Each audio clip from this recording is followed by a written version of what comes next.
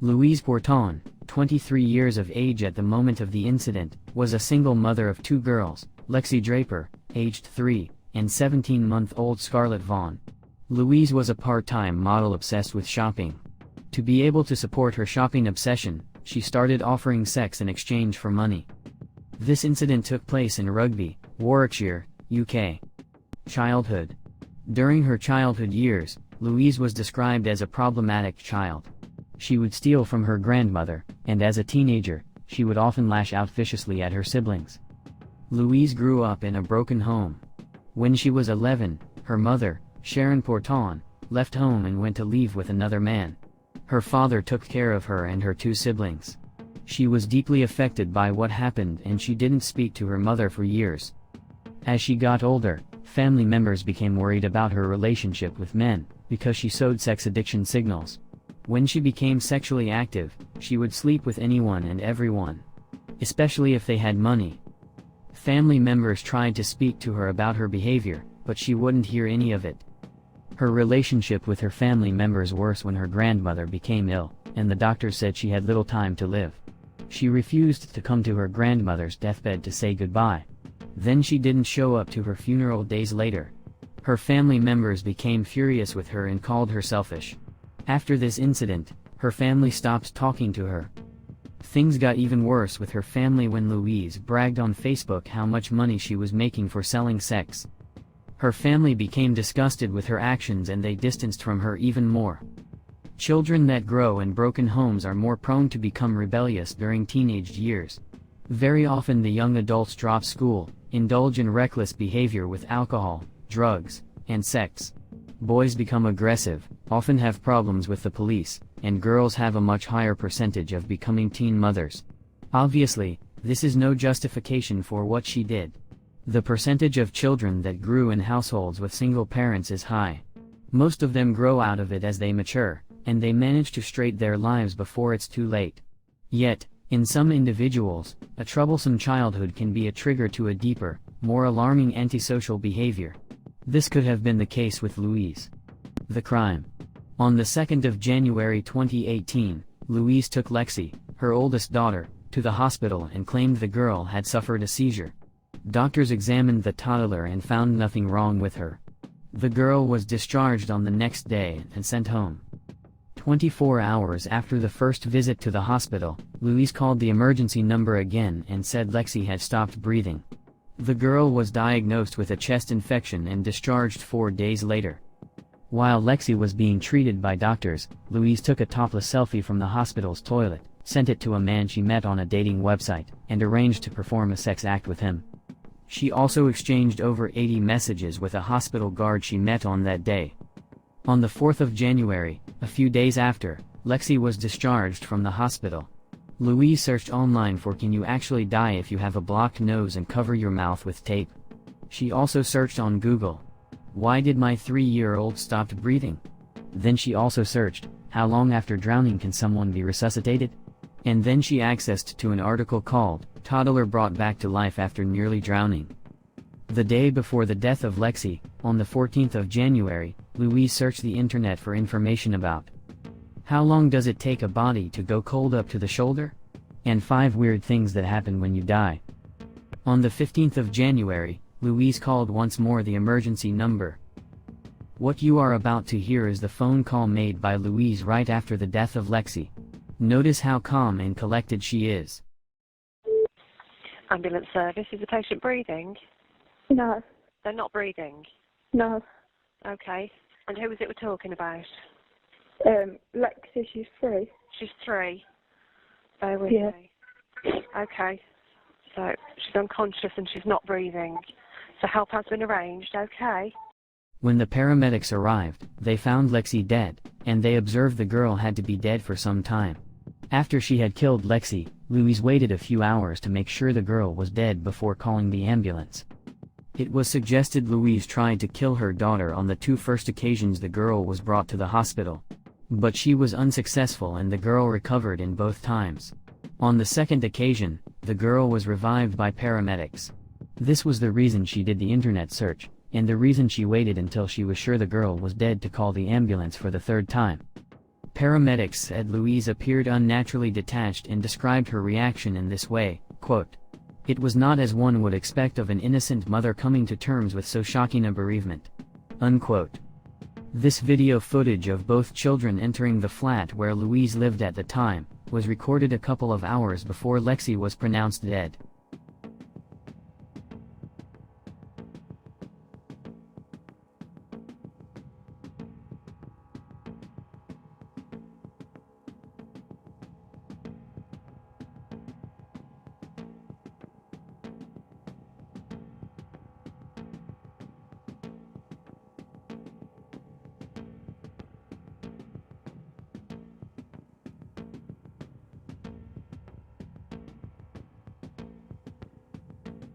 A day after the death of Lexi, Louise accepted 41 requests on a dating app and sent them explicit photos of herself. In text messages, she offered to meet for sex if they put money in her bank account to fund her shopping. 2 days after the death of her oldest daughter, Louise was heard laughing at a funeral parlor, the witness said. It appeared she was using FaceTime, and that she was speaking to a man. On the 1st of February, 18 days after had killed Lexi, Louise killed her youngest daughter Scarlett. Then she rang the emergency number from a retail park saying she could not wake up her daughter. She told the operator she was on her way to the hospital to have her check out.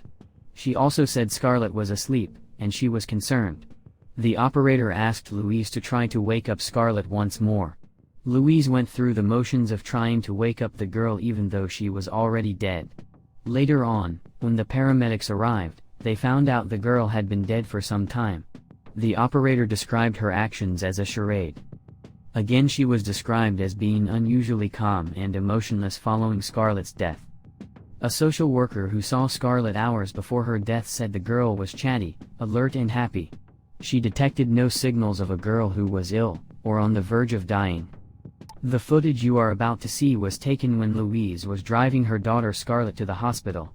The girl was already dead in the back seat.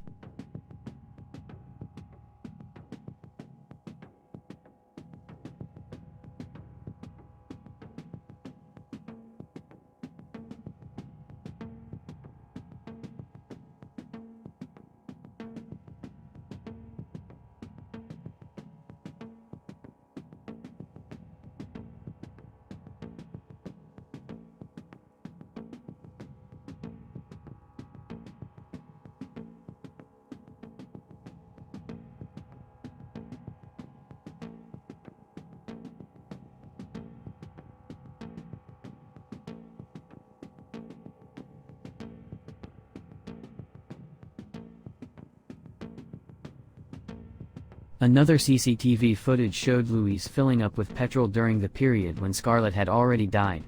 The deceased girl is presumed to be buckled in the backseat of the vehicle.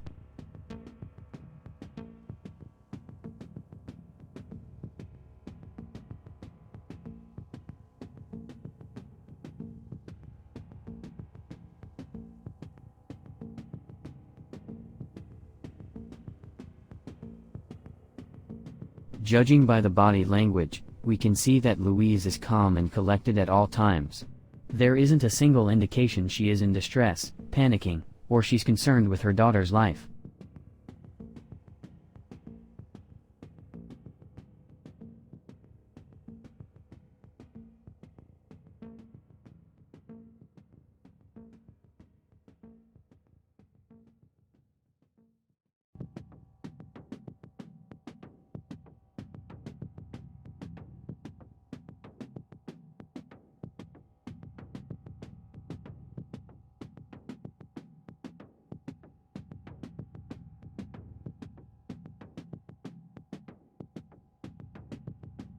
Video footage recorded from a CCTV camera of a hotel in Rugby, where Louise was staying, suggests the toddler was already dead at the time of the recordings. Louise responded to the police that this accusation was entirely false. But, the paramedics who arrived at the scene after the emergency call, described the girl being freezing and completely lifeless. Before leaving home, Louise exchanged a few messages asking for money for fuel.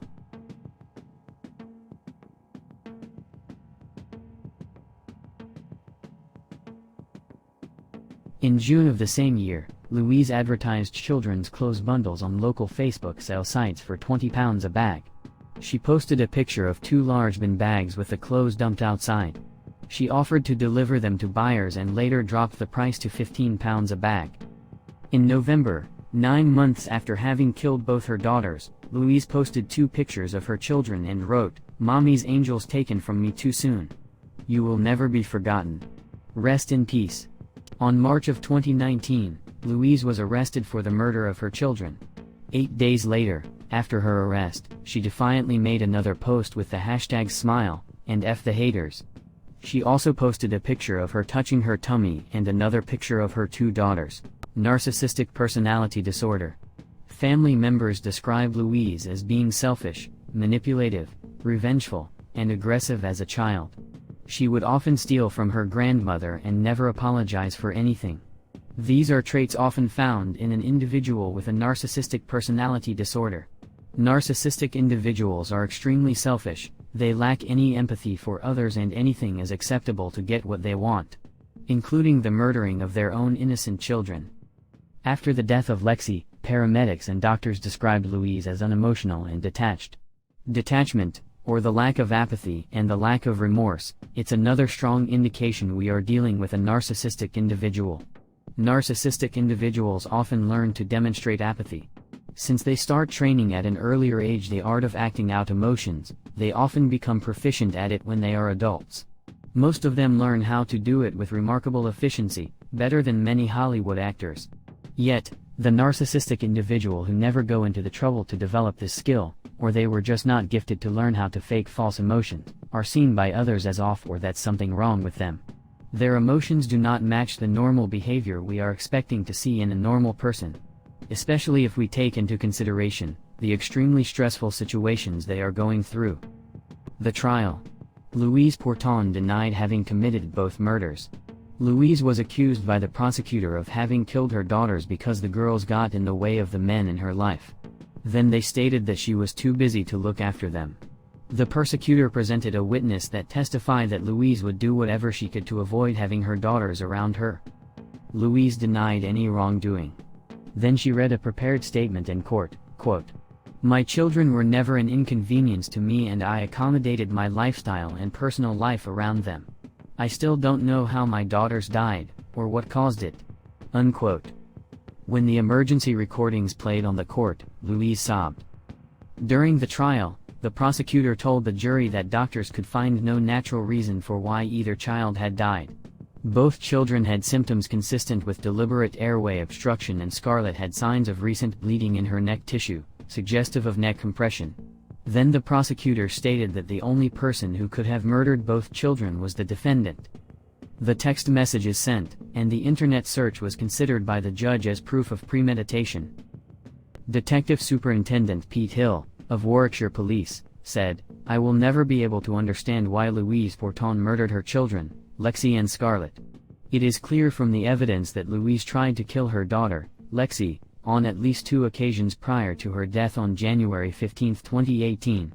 Not content with killing one of her children, she did exactly the same to her other daughter, Scarlett, on February 1, 2018. Chris Draper, the father of both girls, made an impact statement read to the court by the prosecution. He said, "Why did Louise do something so evil to our beautiful daughters? You are their mother, the person supposed to care for them, protect and love them. They were just an inconvenience to you, how could you do this? I sit and think, day and night, and I can't understand why my 2 little girls were taken away because Louise wanted to sleep around. Maybe if social services had listened to me, my girls would still be alive today." Mr. Draper was present during sentencing and said, "I hate Louise. No punishment will ever be enough, as I will never get my daughters back." Louise didn't react to his statement and kept her head down. The sentence. A jury at Birmingham found Louise Porton guilty of murdering both her daughters.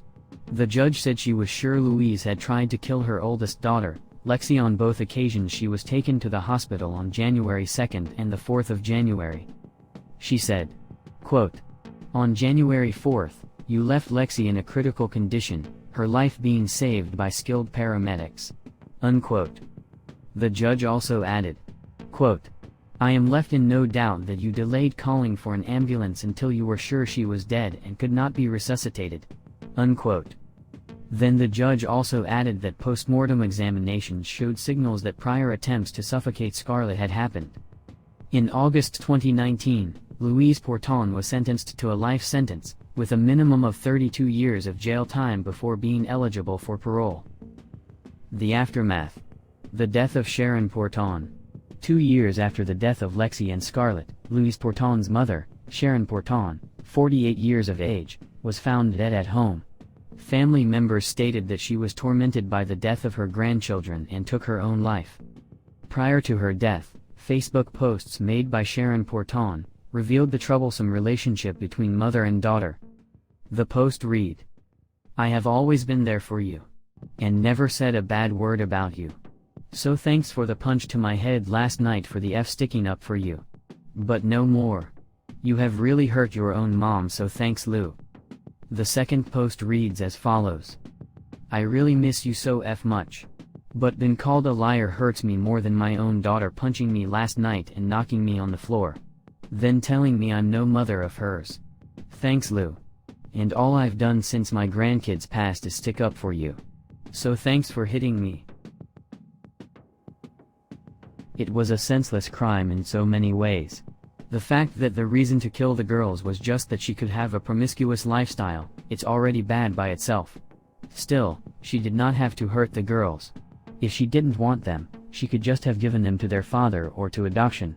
Any other option would be better than killing the girls. I hope Louise is never released into society.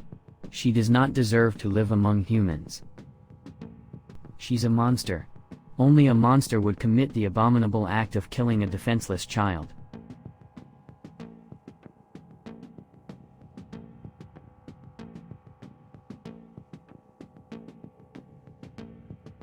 I have started this YouTube channel mainly to promote my work as a writer.